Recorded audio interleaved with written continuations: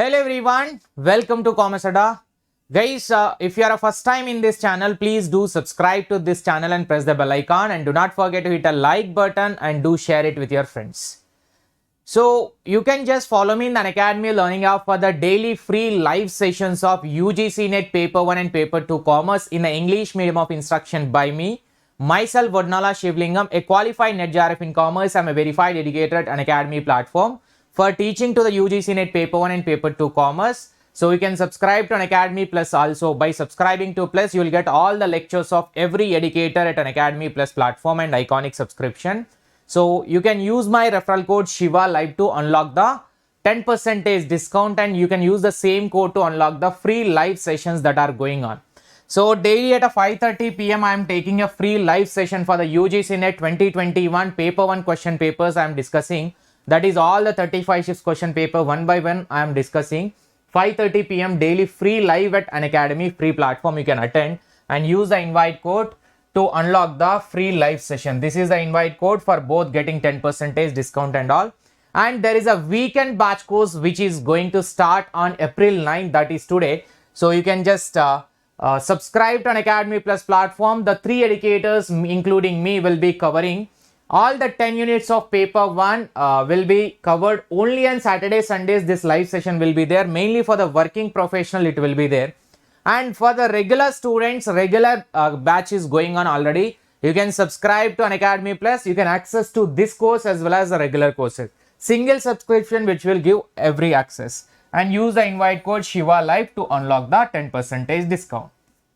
One Academy Plus subscription will give you all the educators paper 1, paper 2 subjects and their complete study material as well as practice tests, mock tests, quizzes, and especially my way of a presentation at an Academy Plus platform will be a chart-wise presentation. You can just subscribe to an Academy Plus or Iconic subscription. Iconic subscribers will get one extra special mentor where the mentor will be guiding throughout any doubts. So these are the subscription, an Academy Plus subscription plans, and these are the Iconic subscription plans. So you can subscribe to Plus by any of this period. Hello everyone, welcome to Commerce Adda. As part of the UGC NET Paper 1 short videos, now I am with another new concept of unit number 4, communication, that is cross-cultural communication.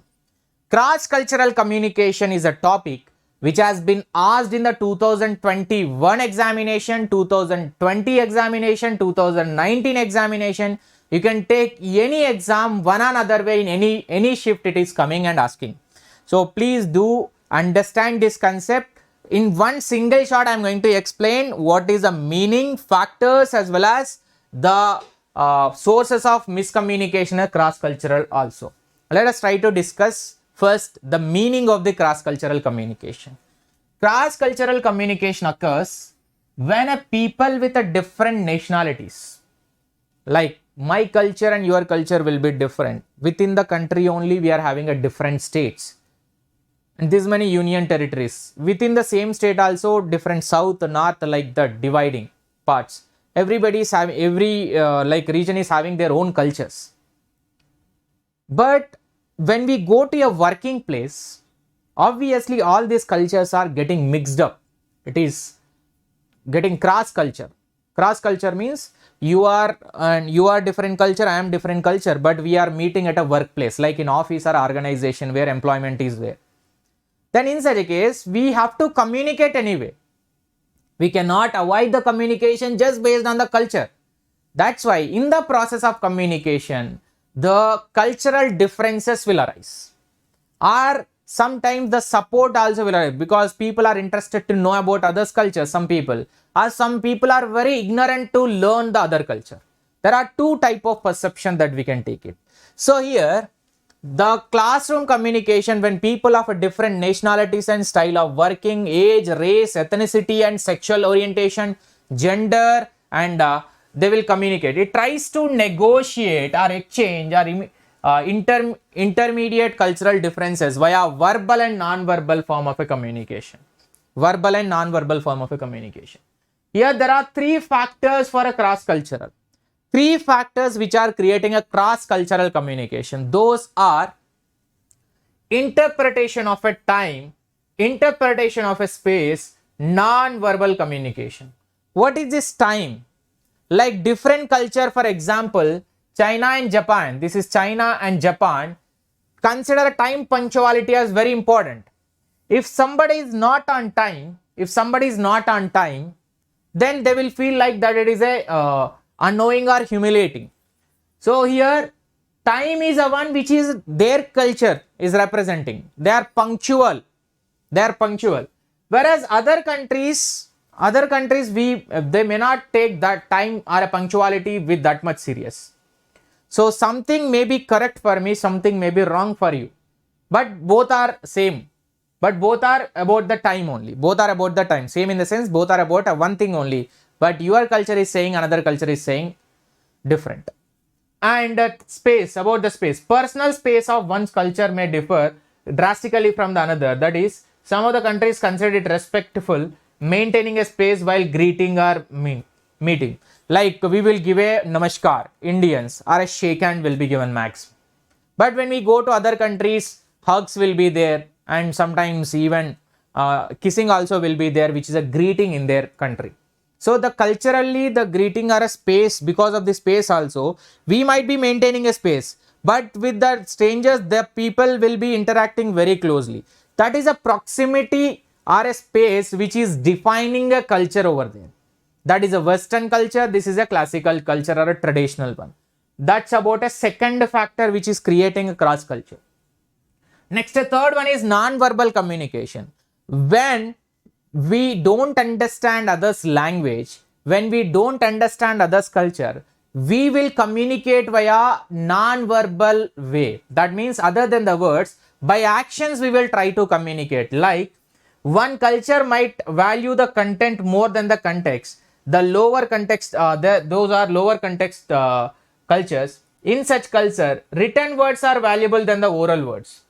On the other hand, the actions are more than the oral and written words sometimes.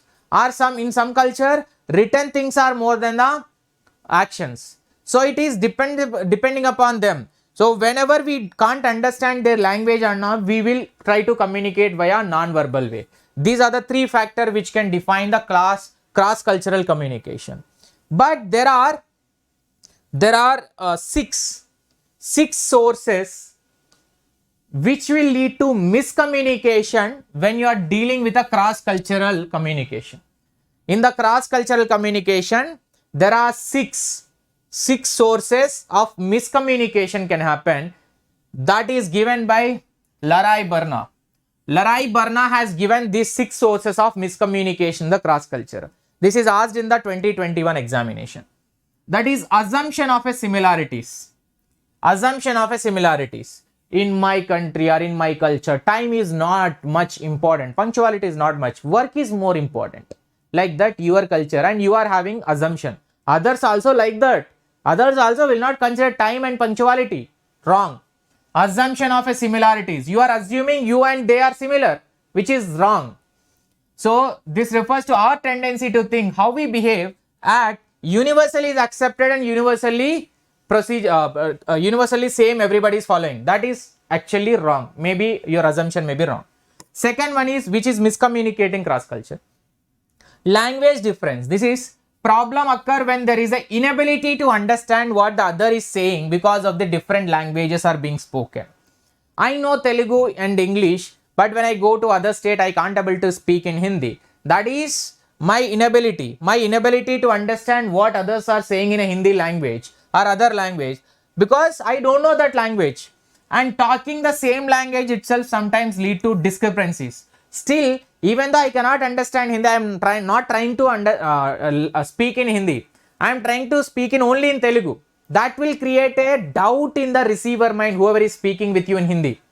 What this fellow is saying, whether this fellow is scolding me or doing something unnecessarily. Like that, we will get a feeling, the person who is communicating will get a feeling which can be leading into a dispute. Next, a non-verbal misinterpretation. The way we dress and the way we express ourselves, our body language and eye contact and gestures are also something. A simple gesture like a nodding head is considered to be yes and some culture, others are no. So sometimes non-verbal communication will have a multiple interpretation. Sometimes Like this, nodding the head means either you are pretended to agree something or else you are actually understood something. Right? That is what the non-verbal misinterpretation depends on the person, his capability. It may be a cultural differences also. Next step, preconceptions and stereotypes. Preconcept means you're already something is there in your mind. You cannot avoid that one. Based on whatever there in your mind only you are trying to listen to the other person, which will actually make up your understanding, which actually hamper your understanding. That is preconceptions and stereotypes to be avoided. The predefined notion to be avoided to communicate. Like people who are coming from north are more modern and more like this, a preconception or a stereotype has to be avoided. First, communicate afresh. Don't start the communication with a suspicious or a doubt in mind. Start the communication with an open mind. Don't be a closed minded. That is what a preconception and stereotype. Next, tendency to evaluate. What is this? Humans tend to make sense of the behavior and the communication of others by analyzing them from one's own cultural point of view without taking into consideration why the other person is behaving and communicating in certain way. Tendency to evaluate. Tendency to evaluate means being judgmental simply. Being judgmental. You are thinking only from your culture point of view. You are not actually allowing your mind to think from the other culture point of view.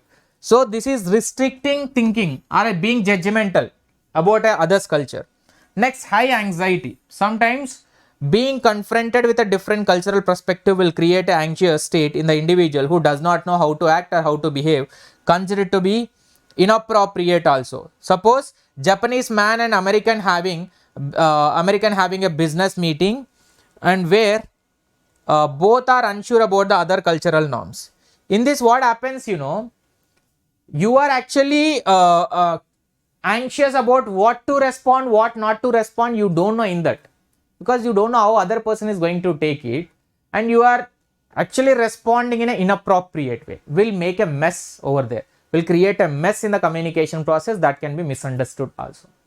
These are the sources of miscommunication given by Larai Berna, and these are the three factors which can impact on the cross-cultural communication, and this is the meaning of cross-cultural communication. I hope you understood this video. Please do hit a like button and do not forget to share with your friends. Do subscribe to this channel. We will be meeting in the next video. Till that time, thank you so much.